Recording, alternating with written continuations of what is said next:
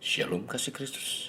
Hari ini saya berharap kita semua sudah semakin serius dalam mengiring Tuhan dan bahkan semakin semangat dalam bersaat teduh dan doa. Mari tetap melekat dalam Tuhan melalui renungan hari ini agar firman Tuhan membawa iman kita semakin giat dalam iman untuk menyelesaikan keselamatan yang Tuhan berikan. Kita berdoa. Bapa yang baik, terima kasih buat hari ini.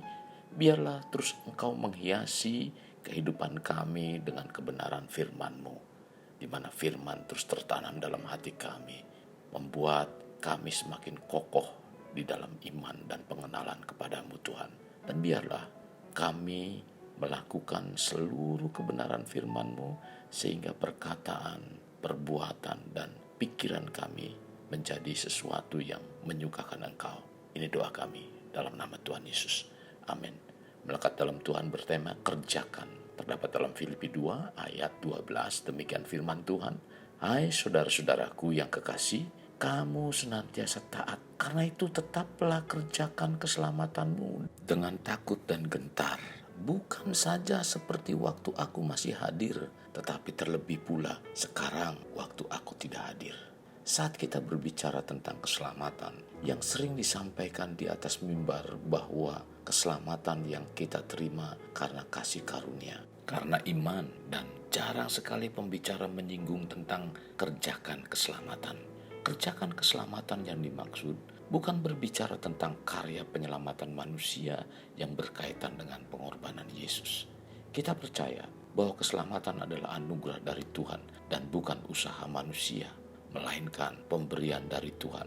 Maka ketika manusia menerima keselamatan yang Tuhan berikan melalui kematian Yesus di kayu salib, tentu tidak berhenti sampai menerima anugerah keselamatan saja, tetapi harus kita kerjakan keselamatan yang Tuhan sudah beri. Kata kerjakan dalam Alkitab menggunakan kata menyelesaikan. Jadi dalam pengiringan kita pada Tuhan tidak berhenti sampai menerima Tuhan, melainkan harus melanjutkan dengan keseriusan dan menjalani keimanan kita dengan hidup seturut firman-Nya. Hal ini sebagaimana layaknya bangsa Israel ketika Musa memimpin bangsa tersebut keluar dari Mesir. Mereka masuk dalam perjalanan menuju tanah perjanjian. Dalam perjalanan tersebut, Tuhan memproses bangsa Israel agar tetap percaya bahwa tanah Kanaan sebagai tanah yang dijanjikan kepada nenek moyang mereka akan digenapi. Tanah yang dijanjikan Tuhan bukan saja disampaikan oleh Musa, tetapi disampaikan juga oleh Yosua dan Kaleb. Tetapi mereka tidak mengindahkannya, bahkan bukannya tenang, melainkan mengeluarkan suara yang keras dan menangis, serta bersungut-sungut dengan mengucapkan kata-kata yang begitu pedas. Mengapa Tuhan membawa kami ke negeri ini supaya kami tewas oleh pedang dan istri serta anak-anak kami menjadi tawanan? Bukankah lebih baik kami pulang ke Mesir? Tercatat dalam Bilangan 14 ayat 1 sampai dengan 3. Musa yang dianggap tidak dapat dipercaya dan tidak dapat memimpin karena membahayakan hidup mereka. Mereka bukan hanya melawan Musa dan Harun, tetapi juga melawan Tuhan.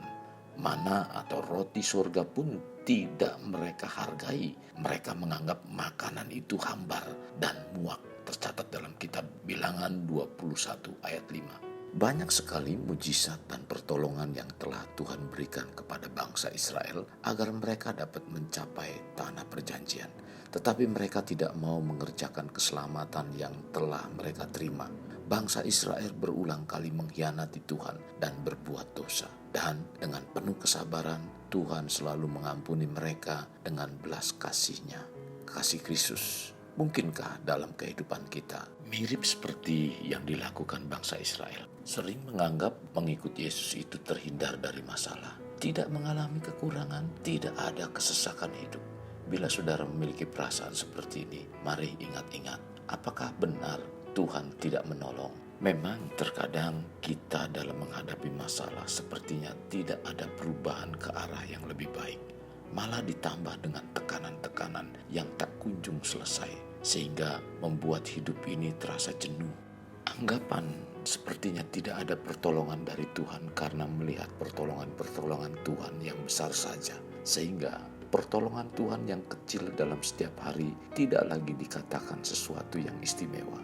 Pada awal Tuhan memberikan mana adalah hal yang istimewa bagi bangsa Israel. Tetapi lama-kelamaan mana itu terasa hambar dan memuakkan. Mungkinkah kita memiliki kesamaan seperti yang dialami oleh bangsa Israel? Mari kita lebih serius lagi dalam mengiring Tuhan. Kerjakan keselamatan yang Tuhan sudah berikan pada kita secara istimewa. Jangan kita menyia-nyiakannya. Kekasih Kristus, jangan sampai kita kehilangan penglihatan iman dan kepekaan rohani. Apalagi sampai menjadi suam-suam kuku, tidak dingin atau panas.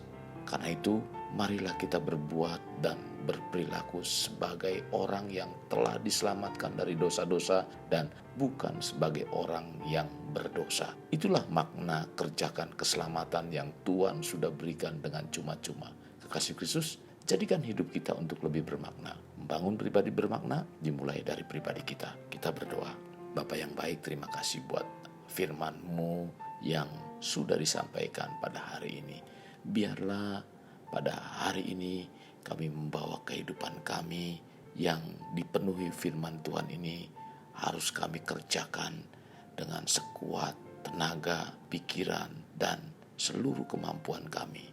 Karena itu Tuhan bukan hanya selesai sampai menyelamatkan kami, tapi kami harus berjuang membawa iman kami sampai garis akhir dan kami terus senantiasa mempermuliakan nama-Mu. Ini doa kami dalam nama Tuhan Yesus. Amin. Kasih Kristus, mari kita angkat tangan kita. Terimalah anugerah berkat dari Allah Bapa, kasih sayang daripada Yesus Kristus, dan persekutuan dari Roh Kudus yang mencurahkan berkat secara rohani, berkat secara jasmani, dan berkat secara ekonomi, di mana berkat Abraham, berkat Ishak, berkat Yakub dicurahkan dan dilimpahkan dari saat sekarang sampai Maranatha tiba dalam nama Tuhan Yesus. Amin. Sampai jumpa di renungan berikutnya. Tuhan Yesus memberkati. Jangan lupa like dan subscribe.